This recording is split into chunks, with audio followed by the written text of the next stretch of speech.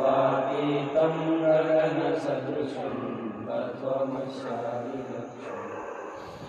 एकं नित्यं निर्मलमचलं सर्वदि साक्षिभूतं भावातीतं त्रिगुणरहितं सद्गुरुं तन्नमामि। आनन्दमानन्दकरं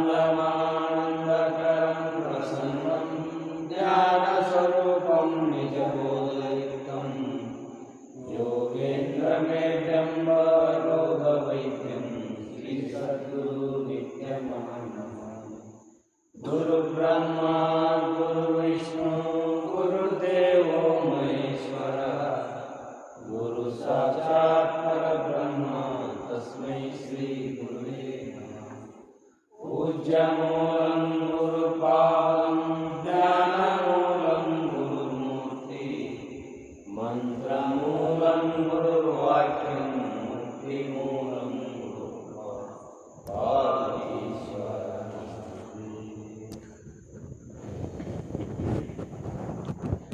हरौ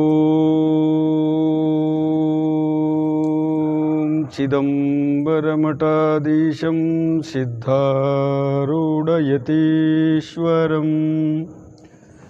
शिष्यप्रशिष्यरूपेण बोधकं गुरुमाश्रये। ॐ शान्ति शान्ति शान्तिः।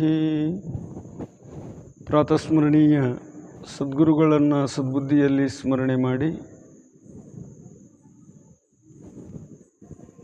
ಹುಬ್ಬಳ್ಳಿಯನ್ನೇ ಕೈಲಾಸವನ್ನಾಗಿ ಮಾಡಿದ ಮಹಾಶಿವ ಅವತಾರಿ ಸದ್ಗುರು ಸಿದ್ಧಾರೂಢಾಜ್ಜನ ಪವಿತ್ರ ಪಾದಾರವಿಂದಗಳನ್ನು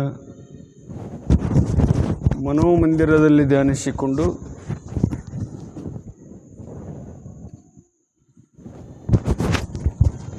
ತತ್ಸ್ವರೂಪರೇ ಆಗಿರುವ ಎನ್ನ ವಿದ್ಯಾಗುರುಗಳಾಗಿರುವಂಥ ಶ್ರೋತ್ರಿಯ ಬ್ರಹ್ಮನಿಷ್ಠ ಸದ್ಗುರು ಲಿಂಗೈಕ್ಯ ಪರಮಪೂಜ್ಯ ಅಭಿನವ ಶ್ರೀಗಳ ಪದತಲಕ್ಕೆ ಅನಂತಕೋಟಿ ಭಕ್ತಿಯ ಪ್ರಣಾಮಗಳನ್ನು ಸಲ್ಲಿಸಿ ಆರೂಢ ಪರಂಪರೆಯ ಸಕಲ ಪೂಜ್ಯರನ್ನು ವಂದಿಸುತ್ತಾ ತಮ್ಮೆಲ್ಲರ ಅಂತರಾತ್ಮದಲ್ಲಿ ಸಾಕ್ಷಿಯಾಗಿ ಬೆಳಗುವ ಪರಂಜ್ಯೋತಿ ಪರಶಿವನಿಗೂ ಶರಣೆಂದು ಶಿವಸ್ವರೂಪಿಗಳೇ, ಲೋಕ ಕಲ್ಯಾಣ ಹಿತಚಿಂತಕರಾಗಿರತಕ್ಕಂಥ ಕನ್ನಡ ಋಷಿ ಎನಿಸಿಕೊಂಡಿರುವ ನಿಜಗುಣಾರ್ಯರಿಂದ ವಿರಚಿಸಿರುವ ಕೈವಲ್ಯ ಪದ್ಧತಿ ಎಂಬ ಗ್ರಂಥದ ಜ್ಞಾನ ಪ್ರತಿಪಾದನಾ ಸ್ಥಳವನ್ನು ಆಧಾರವಾಗಿಟ್ಟುಕೊಂಡು ಚಿಂತನೆಯನ್ನು ಮಾಡ್ತಾ ಇದ್ದೇವೆ. ಜಗತ್ತಿನಲ್ಲಿ ಗುರು ಅನ್ನುವಂಥ ಪದ ಬಹಳ ದೊಡ್ಡದು. ಗುಕಾರೋ ಅಂಧಕಾರಸ್ಯ ರುಕಾರಸ್ತನ್ನಿರೋಧಕಃ. ಗುರುವಿನಕ್ಕಿಂತ ದೊಡ್ಡ ವಸ್ತು ಜಗತ್ತಿನೊಳಗೆ ಯಾವುದೂ ಇಲ್ಲ. ಅರುವೇ ಗುರು, ಗುರುವೇ ಅರು. ಅಂಥ ಗುರುವಿನನ್ನು ನೀನು ಪಡ್ಕೋಬೇಕಾಗಿತ್ತು ಅಂತಂದರೆ ನಿನ್ನಲ್ಲಿ ಜ್ಞಾನದ ಅಪೇಕ್ಷೆ ಇರಬೇಕು. ಜ್ಞಾನದ ಅಪೇಕ್ಷೆ ಉಳ್ಳಂಥ ಶಿಷ್ಯನಿಗೆ ಈ ಸಮಾಜದೊಳಗೆ ಗುರುಗಳು ಬಹಳ ಮಂದಿ ಇದ್ದಾರೆ, ಗುರುಗಳು ಬಹಳ ಜನ ಇದ್ದಾರೆ. ಅದಕ್ಕೆ ಅವರಂತಾರೆ ಯಾವ ಗುರುವಿಗೆ ಶರಣಾಗತರಾಗಬೇಕವು. ಅದಕ್ಕೆ ಗುರುಗಳು ಹೇಳಿಬಿಟ್ರು, ಗುರುಗಳ ಒಂದು ಇತಿಹಾಸವನ್ನು ಇಲ್ಲಿ ಹೇಳಿಕಚ್ಚಿದ್ದಾರೆ. ವಿವೇಕ ಚಿಂತಾಮಣಿಯಲ್ಲಿ 8 ಪ್ರಕಾರದ ಗುರುಗಳನ್ನು ಹೇಳ್ಕೊಂಡು ಬಂದಿದ್ದಾರೆ. ಸಿದ್ಧಾಂತ ಶಿಖಾಮಣಿಯಲ್ಲಿ ಮಹಾಸನ್ನಿಧಿಯವರು 3 ಪ್ರಕರಣಗಳನ್ನು ಮಾಡ್ಕೊಂಡು ಬಂದಿದ್ದಾರೆ. ದೀಕ್ಷಾಗುರು, ಶಿಕ್ಷಾಗುರು, ಜ್ಞಾನಗುರು ಅಂತ. ಇಲ್ಲಿ ಶ್ರೀಮನ್ನಿಜಗುಣ ಶಿವಯೋಗಿಗಳು ಜ್ಞಾನ ಪ್ರತಿಪಾದನಾ ಸ್ಥಳದಲ್ಲಿ 6 ತೆರನಾದ ಭಾವಕರಿಗೆ ಅನುಗುಣವಾಗಿ ತೋರುವ ಗುರುಕುಲದಿರವ ನಿಂತು ಪೇಳುವೆನು. ಭಾವಕರು ಎಷ್ಟು ಮಂದಿ ಅಂತಂದರೆ 6 ಜನ ಭಾವಕರು ಈ ಭೂಮಿ ಮೇಲಿದ್ದಾರೆ. ಆ 6 ಜನ ಭಾವಕರಿಗೆ ಒಬ್ಬನೇ ಗುರು ಇದ್ರೂ ಕೂಡ ಉಪದೇಶ ಮಾಡುವ ಕಾಲಕ್ಕೆ 6 ರೂಪವಾಗಿ ಕಾಣ್ತಾನೆ. ವಾಚಕ, ಯಾಚಕ, ಪಾಠಕ. ಬೋಧೆ ಮಾಡುವ ಕಾಲಕ್ಕೆ ಪಾಠಕ ಆಗ್ತಾನೆ, ಅಡಿಗೆ ಮಾಡುವ ಸಮಯದೊಳಗೆ ಪಾಚಕನಾಗ್ತಾನೆ, ಭಿಕ್ಷೆ ಬೇಡೋ ಟೈಮ್ ಬಂತು ಅಂದ್ರೆ ಯಾಚಕನಾಗ್ತಾನೆ. ಆದರೆ ಯಾಚಕನಾದವನು ಒಬ್ಬನೇ, ಪಾಠಕನಾದವನು ಒಬ್ಬನೇ, ಪಾಚಕನಾದವನು, ಪಾಚಕ ಅಂದ್ರೆ ಅಡಿಗೆ ಭಟ್ಟ, ಮೂರು ಆದ ಅವನೇ. ಅದಕ್ಕೆ ಇಲ್ಲಿ ಗುರು ಹೇಳ್ತಾನೆ, 6 ತೆರನಾದ ಭಾವಕರಿಗೆ ಅನುಗುಣವಾಗಿ ತೋರುವ ಗುರುಕುಲದಿರವನು ಇಂತು ಪೇಳುವೆ. ನಾ ಈ ರೀತಿಯಾಗಿ ನಿನಗೆ ಹೇಳ್ತಾ ಇದ್ದೇನೆ. 6 ಮಂದಿ ಯಾರ್ಯಾರು ಗುರುಗಳು ಯಾವ ರೀತಿಯಾಗಿ ಉಪದೇಶ ಮಾಡ್ತಾರೆ. ಮೊದಲು ಆಕರುಷಣ ವಶ್ಯಾದಿಗಳೆಂದಿಯ ಸುಖವನು ಮೇಲೆ ಶೋಕವನೈದಿಸುವನೇ ನಿಷೇಧ ಗುರುವನು. ಆಕರುಷಣ ವಶ್ಯಾದಿಗಳಿಂದ ಈಯ ಸುಖವನು ಮೇಲೆ ಶೋಕವನೈದಿಸುವನೇ ನಿಷಿದ್ಧ ಗುರುವನು. ತನಗೆ ಇಲ್ಲಿ ಕೆಟ್ಟ ಕರ್ಮಗಳನ್ನು ಮಾಡ್ತಿದ್ದ, ದುರಾಚಾರಿಯಾಗಿದ್ದ, ಪರವಸ್ತು, ಪರಸತಿ, ಅನ್ಯರ ಧನ ಇವುಗಳನ್ನು ಕ್ರೌರ್ಯವಾಗಿ ತೆಗೆದುಕೊಂಡು ಹೋಗ್ತಕ್ಕಂಥ ಪ್ರವೃತ್ತಿಯವನು ಇವನಾಗಿದ್ದ. ಈ ಪ್ರವೃತ್ತಿಯವನಿಗೆ ಕೆಟ್ಟ ಕರ್ಮವನ್ನು ಬಿಡಿಸುವುದಕ್ಕೋಸ್ಕರವಾಗಿ ಆ ದುಷ್ಟವಾಗಿರ್ತಕ್ಕಂಥ ಹಿಂಸೆಯನ್ನು ಮತ್ತು ಕ್ರೌರ್ಯವಾಗಿರ್ತಕ್ಕಂಥ ಕಾರ್ಯಗಳನ್ನು ಬಿಡಿಸೋದಕ್ಕಾಗಿ ಏನು ಮಾಡಿದರು ಅಂತ ಕೇಳಿದ್ರೆ, ತಮ್ಮ ನೀನು ಅವನಿಗೆ ಕೊಲೆ ಮಾಡಿ ಅವನ ಬಳಿ ಇರ್ತಕ್ಕಂಥ ಸಂಪತ್ತನ್ನು ನೀನು ತಗೊಳ್ಳೋ ಕಾಲಕ್ಕೆ ಒಂದು ವೇಳೆ ಅವಾರೇ ಹೊಡಿಲಿ, ನಿನ್ನರ ಹೊಡಿಲಿ, ನಿನಗೆ ಘಾತ ಆಗ್ತದೆ. ಸಮಾಜಕ್ಕೆ ನೀನೊಬ್ಬ ಕ್ರೌರ್ಯ ವ್ಯಕ್ತಿ ಆಗ್ತಿದ್ದಿ. ಅವನು ಹೊಡೆಯೋದು ಬೇಡ, ನೀನು ಮುಟ್ಲಿಕ್ಕೆ ಹೋಗಬೇಡ. ಆದರೆ ಅವನಲ್ಲಿರ್ತಕ್ಕಂಥ ಸಂಪತ್ತು ನಿನಗೆ ಬರುವಂಗೆ ನಾನು ಮಾಡ್ತೀನಿ.